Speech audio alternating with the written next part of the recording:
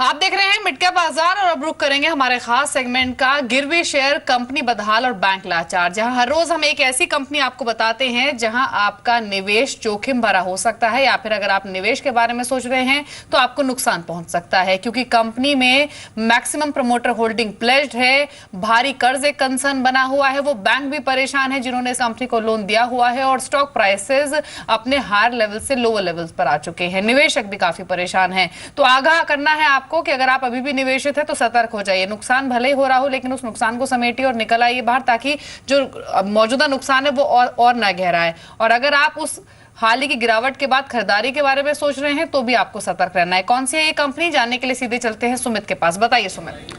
शुक्रिया दीपाली। आज जो कंपनी चुन के लाया वो स्टील स्पेस से है। भूषण स्टील को हमने चुना है। पहले हमने बात की थी एमटेक ऑटो के बारे में, जीएमटी ऑटो के बारे में, इलेक्ट्रो स्टील ग्रुप के बारे में, और आज भूषण स्टील को चुन के लाया है। भूषण स्टील को चुनने की वजह एक तो हायर डेट, करीब 39,000 करोड़ रुपए का डेट है कंपनी के ऊपर, जिसमें करीब 23 बैंकों को एक्सपोजर है। पीएनबी इसको लीड कर रहा है और इस बड़े एक्सपोजर में पीएनबी का इनफैक्ट 800 से 900 करोड़ रुपए का आसपास एक्सपोजर भी है इस कंपनी में इंडिविजुअली। सबसे बड़ी चीज़ ये है कि प्रमोटर की हिस्सेदारी आधे से ज़्यादा गिरवी है और जो गिरवी रखी हुई हिस्सेदारी है वो करीब 345 रुपए के आसपास है। और आपके सामने शेयर का भाव है 36 रुपए के स्तरों पे शेयर कामकाज कर रहे हैं कि अपनी वैल्यू का लगभग 90% हिस्सा जो है वो इरोड कर चुका है। तो वैल्यू भी इरोड हो चुकी है शेयर प्राइस की हायर लेवल से। रफली 69% के आसपास की प्रमोटर की हिस्सेदारी गिरवी रखी हुई है। बहुत ज़्यादा विकल्प अब ना बैंकों के पास है, जिनके पास कोलैटरल के तौर पर जो एसेट्स रखे हैं वो बहुत हायर लेवल पर है। उसके अलावा बैंकों ने इनका जो रीफाइनेंसिंग वो भी दोबारा शुरू की है ताकि कुछ रकम की उगाही हो पाए। और प्रमोटर के पास जो हिस्सेदारी गिरवी रखी हुई है वो भी बहुत हायर लेवल पे है। तो अगर वो बिकवाली आती है तो फर्दर ट्रबल शेयर के लिए क्रिएट कर सकता है गोइंग फॉरवर्ड भी। इसके अलावा कुछ फाइनेंशियल के ऊपर अगर नजर डाली जाए तो कंपनी में टोटल कर्ज करीब 39,000 करोड़ रुपए के आसपास का है। मार्केट कैप 840 करोड़ रुपए के आसपास के कर्ज है, हाँ मार्केट कैप है, और नेटवर्थ महज 8,000 करोड़ रुपए के आसपास की है। तो जिस तरह से करीब नेटवर्थ का 4 से 5 गुना कंपनी पे कर्ज है, मार्केट कैप का करीब रफली अगर देखें तो 10 गुने से भी ज़्यादा कर्ज कंपनी के ऊपर है। तो बहुत ज़्यादा सिचुएशन क्रिटिकल है और बहुत बड़े बैंक्स में इन्वॉल्व है।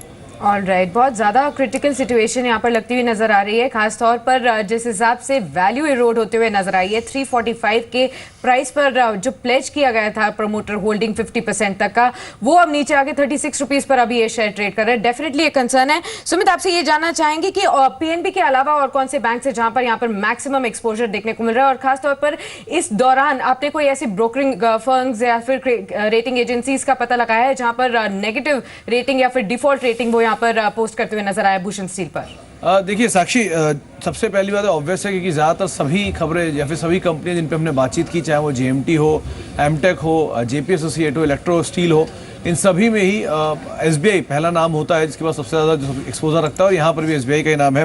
करीब 6,000 करोड़ रुपए एक्सपोजर एसबीआई रखता है। 891 करोड़ रुपए एक्सपोजर बैंक ऑफ इंडिया का है। पीएनबी भी इस कंसोर्शियम में एक बड़ा लीडर, 800 करोड़ रुपए एक्सपोजर वहाँ पर भी है। बाकी कुछ नामों की अगर बात करें तो ICICI bank, IDBI bank, Canara bank, देना बैंक, ये वो सब बैंक्स हैं जो कि इस पूरे ही बैंक के अंदर इस कंपनी में एक्सपोजर रखते हैं। तो कोई भी ट्रबल होना या कोई भी एसेट्स को बेचने के बाद रकम की उगाही करना इन बैंकों के लिए बड़ा चैलेंज हो रहा है कि बहुत हायर लेवल्स पे एसेट्स रखे गए थे और इनकी जो एक्चुअल कॉस्ट अब आ चुकी है वो बहुत नीचे आ चुकी है। हमने कंपनी को ही मेल करा और उनसे भी जानने की कोशिश की किस तरह के अपडेट्स हैं या फिर किस तरह अपने प्लेज शेयरों को रिवोक करवा रहे हैं या किस तरह से कर्ज का भुगतान कर रहे हैं, लेकिन अभी तक कोई रिवर्ट वहाँ से नहीं आया है। जी, तो भूषण स्टील है एक ऐसा स्टॉक जिससे आपको दूर रहना है और एक वेल्थ डिस्ट्रॉयर ये कंपनी रही भी है। 400-500 रुपए का प्राइस भी होता था एक समय में इसका। उसके बाद हमने 100 रुपए के लेवल्स भी देखे और इनफैक्ट एक साल पहले 70-80 के लेवल्स पर भी ये ट्रेड करता था, तब से 8-9 महीना पहले, और अब 36 रुपए पर आ चुका है। तो कंसिस्टेंट अपने निवेशकों को इसने सिर्फ और सिर्फ भारी नुकसान दिया है। आप कुछ कॉमेंट करेंगे विजय भूषण स्टील पर? देखिए, जब कंपनियों ने एक्सपेंशन का प्लान शुरू किया 2002-03 में और डेट वाज इजी, मैं कहूँगा काफ़ी बैंक्स आगे आकर डेट प्रोवाइड करते थे कंपनियों में, कहीं ना कहीं एक बहुत मेजर मिसमैच हो गया कंपनी के एस्पिरेशंस में और उनके बैलेंस शीट्स में कि वो डेट सर्विसिंग कैसे होगी इसके बारे में किसी ने नहीं सोचा। प्रॉपर्टी वैल्यूएशंस बहुत हाई थी, कोलेटरल्स बहुत हाई वैल्यू पे लिए गए। Bhushan is a classical case. इन्होंने उड़ीसा में जो प्लांट डाला वो पूरा का पूरा प्लांट मॉर्टगेज है। टू दी एक्सटेंट मुझे लगता है कि जो प्रोमोटर्स की पर्सनल प्रॉपर्टीज़ हैं वो भी कहीं ना कहीं मॉर्टगेज्ड हैं। तो काफ़ी बड़े लेवल पे लेवरेज है इस ग्रुप पे। तो मैं यही कहूँगा कि ऐसे बहुत सारे वेल डिस्ट्रॉयर्स हमने देखे हैं। आपने काफ़ी सारे नाम लिए, किंगफिशर लिया, हमने जेपी में ये देखा, हमने IBRCL इंफ्रा हो, चाहे वो HCC हो, चाहे वो GMR हो, GVK हो, सुजलॉन हो, हमने बहुत सारी कंपनीज बैलेंस शीट ऐसी देखी जहाँ पर डेट ने बेसिकली कर्जे ने कंपनियों को बर्बाद कर दिया। तो जब भी आप निवेश करें, मैं निवेशकों को यही कहूँगा कि डेट जरूर देखें कंपनी के ऊपर कितना है, और वीज़ावी प्रॉफिट उतना है कि वो डेट सर्विस कर पा रहे हैं कि नहीं कर पा रहे, अदरवाइज इक्वेशन बहुत डिफिकल्ट हो जाती है। जी, तो भूषण स्टील अभी भी ₹1 नीचे ट्रेड कर रहा है, लेकिन कॉशियस हो जाइए, सतर्क हो जाइए अगर आप स्टॉक को देख रहे हैं या फिर अगर आप निवेशित हैं। चलिए आगे बढ़ेंगे। शुक्रिया सुमित आपका ये बताने के लिए कि कौन सा स्टॉक रहेगा या फिर कौन सी कंपनी है जहां पर सिचुएशन काफी चिंताजनक अभी बनी हुई है। अगली क्वेरी हम लेंगे HCL टेक पर। मयूर की मुंबई से 25 शेयर्स इनके पास और जो खरीद भाव है वो है ₹850 का। राकेश, आपके कमेंट्स क्या है HCL टेक्नोलॉजीज पर? 727 पर ये ट्रेड कर रहा है, लेकिन जब से नतीजा है तब से हम कंसिस्टेंट एक प्रॉफिट बुकिंग स्टॉक में देख रहे हैं। अभी क्या करें, इनके खरीद भाव से नीचे आ चुका है। देखिए दिवाली, अब तो कुछ नहीं कर सकते क्योंकि नतीजों के बाद आप देखें तो 790 की एक क्रिटिकल नेकलाइन थी, वो इस स्टॉक ने तोड़ी थी। उस समय कोई एक्शन लेते तो एक नुकसान के साथ बाहर आ जाते।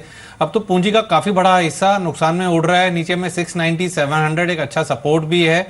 पुल बैक पे निकलने की कोशिश करनी चाहिए अगर शॉर्ट टर्म नजरिया है, लॉन्ग टर्म नजरिया बनाएं। बेहतर ये होगा पोजीशन को होल्ड करें। नीचे में 690 के अराउंड स्टॉक मिलता है तो एवरेजिंग करें। जी बिल्कुल, तो चलिए लॉन्ग टर्म का नजरिए से आप यहाँ पर बने रह सकते हैं। अगला सवाल लेते हैं। कोलकाता से मौमिता चैटर्जी ये पूछ रही हैं येस बैंक पर सवाल। 10 शेयर्स है इनके पास और 952 के परचेजिंग प्राइस से इन्होंने खरीदारी की हुई है। विजय, देखा जाए तो ईयरली हाइस के आसपास ही इन्होंने खरीदारी की है, और जिस तरीके से अभी हम बैंक्रप्सी बिल के बारे में बात भी कर रहे थे, SBI आपको एक फेवरेबल लगता है PSU बैंकिंग स्पेस से और प्राइवेट बैंकिंग स्पेस से येस बैंक कैसा लगता है और क्या स्ट्रैटेजी रेकमेंड करेंगे? मुझे लगता है कि येस बैंक, इंडसइंड बैंक बहुत अच्छे कंटेंडर्स हैं आगे बढ़ोतरी के लिए, और संभवतः ये 1000 के ऊपर भी ट्रेड करता हुआ दिखेगा। थोड़ा सा मेजर अपमूव के बाद थोड़ा सा ब्रीदर ले रहा है स्टॉक, बट मुझे लगता है कि दोबारा से इसमें तेज़ी बनेगी और निश्चित रूप से आप इसको होल्ड करके रखें। I am sure that there is money to be made in this counter. जी, अगला सवाल है टाटा मेटालिक्स पर। अंकित वाघेला का अहमदाबाद से इन्होंने सवाल भेजा है। जो परचेजिंग प्राइस इनका टाटा मेटालिक्स में वो 133 का है। क्वांटिटी है इनके पास करीब 500 शेयर्स की। इनफैक्ट अभी क्या करना चाहिए राकेश? टाटा मेटालिक्स में 121 पर ये स्टॉक अभी ट्रेड कर रहा है। 133 की इनकी खरीद है, यानी नुकसान में है, और हाल ही में एक अच्छा रनअप हमने 79-80 के लेवल से स्टॉक में आते हुए देखा है। अभी ये मूव कंटिन्यू कर सकता है, भले आज थोड़ा सॉफ्ट हो, या फिर अभी बाहर आ जाना चाहिए नुकसान को? नहीं दिवाली, पोजीशन को होल्ड करना चाहिए। जैसे आपने मेंशन करा, एक बड़ा अच्छा अपमूव अभी रिसेंट में देखा था। उस अपमूव की पीक में इन्होंने स्टॉक को खरीदा है। पोजीशन को होल्ड करना चाहिए। नीचे में 110 रुपए स्टॉक का एक अच्छा सपोर्ट है। 110 के अराउंड आता है तो एवरेजिंग करें, पोजीशन में बने रहें। ऊपर में 140 के लेवल्स मुमकिन लगते हैं। ऑल राइट, 140 तक के टारगेट्स अचीव करते हुए नजर आ सकते हैं। बने रहने की यहाँ पर आपको सलाह दी गई है। अगला सवाल है महाराष्ट्र से सुहास का। HDFC पर जानना चाहते हैं। इनके पास शेयर्स हैं 130 और 1178 के परचेजिंग प्राइस के साथ खरीदारी की है। 1150 के आसपास अभी ट्रेड हो रहा है। 20-30 रुपए के आसपास नुकसान भी है। मिस्टर चोपड़ा, देखा जाए तो 2 दिन के स्ट्रॉन्ग सर्च के बाद आज थोड़ा मुनाफा वसूली देखने को मिली है, क्या करना चाहिए अब? देखिए, ब्लॉकबस्टर रिजल्ट्स से बहुत अच्छे रिजल्ट्स पेश किए कंपनी ने, और मुझे लगता है कि जो भी हाउसिंग फाइनेंस कंपनीज हैं उनमें HDFC कहीं ना कहीं बहुत इवनली प्लेस्ड है और अच्छी वैल्यूएशंस पे आज अवेलेबल है। अगर कोई इसको मध्यम अवधि तक रखता है तो मुझे लगता है कि ये 1250-1300 का स्तर भी टच करेगा। तो मैं एक होल्ड रिकमेंड करूँगा स्टॉक में। जी, अगला सवाल है शारन बायो मेडिसिन पर। संतोष का महाराष्ट्र से 1500 शेयर है इनके पास और परचेजिंग प्राइस है 30 रुपीज का, और ये स्टॉक भी किसी वेल्थ डिस्ट्रॉयर से कम नहीं रहा है, क्योंकि 2014 में स्टॉक का प्राइस होता था 86-87 रुपए का, और इनफैक्ट दिसंबर में भी ये 30 के लेवल्स के आसपास ट्रेड करता था। शायद तभी इन्होंने ये स्टॉक्स भी खरीदे होंगे। 12 रुपए पर आ चुका है। भारी नुकसान इनको हो रहा है। राकेश, क्या करना चाहिए अभी? दिवाली, आपने मेंशन करा वेल्थ डिस्ट्रॉयर है, तब भी इन्होंने स्टॉक को खरीदा। शायद ये बेस है और अभी भी लोग खरीद रहे हैं कि शायद ये बेस है। Technically stock sell on rally वाला स्टॉक है, किसी भी उछाल पे निकले। जी, एग्जिट ऑन रैली की यहाँ पर आपको सलाह दी गई है। अगला सवाल लेते हैं, पंजाब से इम्तियाज अली ये सवाल पूछ रहे हैं, अदानी पोर्ट्स पर जानना चाहते हैं। 100 शेयर्स हैं इनके पास और 221 का परचेजिंग प्राइस के साथ खरीदारी की है। 194 के आसपास ट्रेड कर रहा है और जब से रिजल्ट्स डिक्लेयर हुए हैं लगातार यहाँ पर वीकनेस इस ट्रेड में शेयर में देखने को मिल रही है। खासतौर पर सिटी ने जो रिपोर्ट जारी की थी उसमें भी इन्होंने रेटिंग डाउनग्रेड की और लक्ष्य भी घटाया था। विजय, आपकी क्या सलाह होगी यहाँ पर? हमने अभी कर्जे की बात करी और मुझे लगता है पूरे अडानी समूह के ऊपर काफ़ी कर्जा है। हालांकि अडानी पोर्ट्स को अगर आप देखें नंबर्स इतने ज़्यादा भी निराशाजनक नहीं थे, अच्छे मैं कह सकता हूँ रिजल्ट से, और उसके बावजूद भी जिस तरह से स्टॉक ने नेगेटिवली रिएक्ट किया है तो मैं कहूँगा एक कॉशियस अप्रोच रखनी बहुत आवश्यक है इस स्टॉक में। और यदि आपका भाव आता है तो आप इसमें बाहर निकलिए, ऐसी कंपनियाँ चुनिए जहाँ पर डेट लेवल्स कम हैं या कंफर्टेबल लेवल्स पे हैं, तो वो एक बेहतर स्ट्रैटेजी होगी। जी, चलिए इसके अलावा अगला सवाल है कॉफी डे एंटरप्राइजेस पर और इनकी जो खरीद है वो 90 शेयर्स के 328 के प्राइस पर। शायद आईपीओ के समय की ही इनकी होल्डिंग है राकेश, क्योंकि आईपीओ प्राइस जो था वो 310 से 328 के बीच तय किया गया था, शायद तभी इन्होंने सब्सक्राइब किया होगा। एक खराब लिस्टिंग और लिस्टिंग के बाद भी बहुत कुछ इंक्रीमेंटल गेन्स स्टॉक ने डिलीवर किए, एक रेंज में ही ट्रेड कर रहा है, नुकसान में है, इसीलिए क्या करना चाहिए? दीपाली, नुकसान पे है, बिल्कुल लिस्टिंग गेन्स भी देखने को नहीं मिले, बट मौजूदा स्तरों से एक डाउनसाइड सीमित लगती है। फॉर द टाइम बिंग तो पोजीशन को होल्ड करें, गिरावट पे एवरेजिंग करें अगर निवेश लायक पूंजी है तो।